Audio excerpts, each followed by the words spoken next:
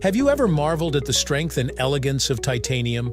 This remarkable metal has found its way into everything from aerospace engineering to medical implants and even luxury watches.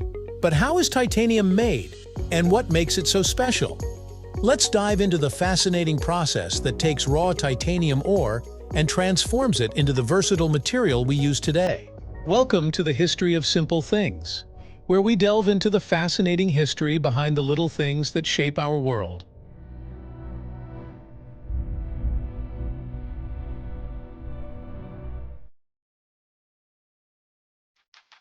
Titanium doesn't just appear ready for use. It's extracted from the earth in the form of ore. Most titanium is found in two main minerals, ilmenite and rutile. These minerals are typically mined from open-pit mines, with Australia, South Africa, and Canada being some of the largest producers. The mining process involves heavy machinery to extract the ore, followed by crushing and washing to separate the titanium-bearing minerals from other materials. Interestingly, titanium is the ninth most abundant element in Earth's crust, but it's rarely found in its pure form. This is because it has a strong affinity for oxygen and other elements, meaning it's usually locked up in chemical compounds. Extracting titanium from these compounds is no small feat and requires a multi-step process. Once the titanium ore is mined, it's time to extract the pure metal. The most widely used method for this is the Kroll process, named after William J. Kroll, who developed it in the 1940s. The process starts with converting the ore into titanium tetrachloride, a volatile and highly reactive liquid. Here's how it works. Preparation. The titanium ore is mixed with chlorine gas and a carbon source, such as coke. This mixture is heated to about 1,000 degrees Celsius in a reactor. Reaction? At high temperatures, the chlorine reacts with the titanium in the ore, forming titanium tetrachloride. The impurities, like iron and other metals, remain behind as solids. Purification. The titanium tetrachloride is distilled to remove any remaining impurities, leaving behind a pure liquid. The next step is reducing the titanium tetrachloride into metallic titanium. This is done by reacting it with magnesium or sodium in a vacuum or inert atmosphere. The reaction produces titanium sponge, a porous, spongy form of the metal, and magnesium chloride or sodium chloride as byproducts. Titanium sponge is far from the shiny, strong metal we recognize. To transform it into a usable form, the sponge must be melted and refined. This is typically done using a method called vacuum arc remelting, VR, or electron beam melting, EBM. Melting. The titanium sponge, often mixed with alloying elements like aluminum or vanadium, is melted in a vacuum furnace. This removes any remaining impurities and creates a homogeneous metal. Casting. The molten titanium is then cast into ingots, which are large blocks of metal. These ingots serve as the raw material for further processing. Forming. The ingots are forged, rolled, or extruded into various shapes, such as sheets, rods, or tubes, depending on their intended use. This step involves reheating the titanium and shaping it with industrial presses and rollers. One of titanium's superpowers is its ability to form strong, lightweight alloys. Pure titanium is already impressive, but mixing it with other elements enhances its properties for specific applications.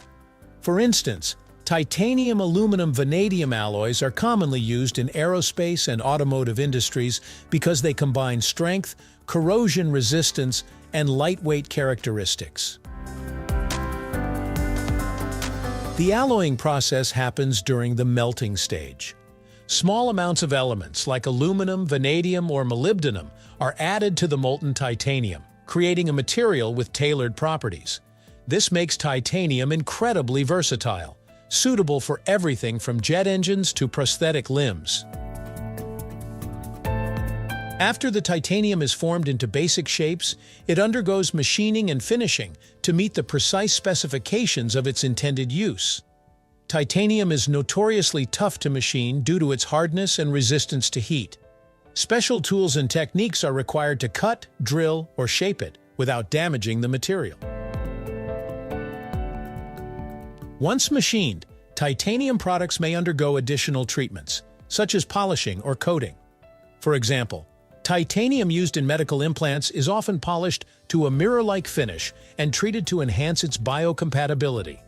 In contrast, titanium parts for aerospace applications might receive heat treatments to improve their strength and durability. While titanium is a remarkable material, its production isn't without environmental impact. Mining and processing titanium ore requires significant energy and resources, and the Kroll process generates waste products that must be carefully managed. However, titanium's long lifespan and recyclability help offset these environmental costs. Many titanium products, such as airplane parts and medical implants, can be recycled and reused, reducing the need for new raw materials. In recent years, researchers have been exploring more sustainable methods for producing titanium. One promising alternative is the FFC Cambridge process, which uses electrolysis to extract titanium from its ore. This method has the potential to be more energy efficient and environmentally friendly, though it's not yet widely adopted. Now that we've explored how titanium is made, you might wonder why we go to all this trouble. The answer lies in its exceptional properties. Titanium is incredibly strong yet lightweight, resistant to corrosion, and able to withstand extreme temperatures. These qualities make it ideal for demanding applications, from building airplanes and rockets to creating durable medical implants and high-performance sports equipment. Moreover, titanium has a unique aesthetic appeal. Its silvery gray color and ability to develop vibrant, colorful patinas make it a favorite in jewelry and luxury goods. Despite its high cost and complex production process, titanium's versatility and performance make it an irreplaceable material in many industries. Titanium's journey from ore to finished product is a testament to human ingenuity. It's not just a metal.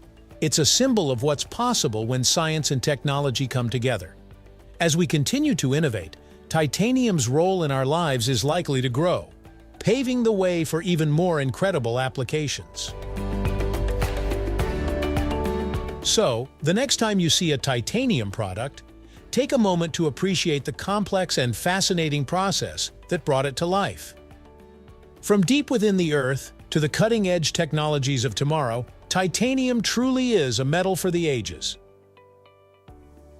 Thank you for watching. If you have suggestions for our next video, feel free to share them in the comments below. We'll be sure to give you an acknowledgement for your contribution. Thank you for joining us on this journey through the history of simple things. Don't forget to like, subscribe, and stay tuned for more stories woven through the smallest details.